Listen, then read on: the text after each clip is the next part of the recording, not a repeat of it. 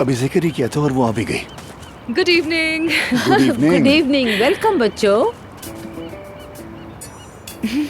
अदीब, एफसून, तुम्हारे आने का तो पता ही नहीं था।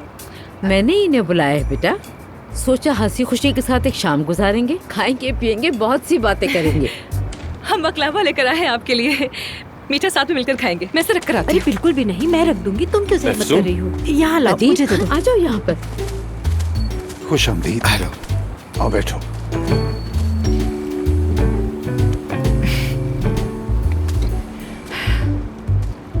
तुम यहाँ क्या कर रही हो? मुझे आंटी ने इनवाइट किया, इनकार नहीं कर सकी। अगर मैं बुलाता तो कभी ना आती, क्योंकि तुम मुझसे दूर भागती हो। आमिर, अभी मौका है ये बात करने का, बाद में बात करेंगे। वाओ, मसाला भरे बैंगन।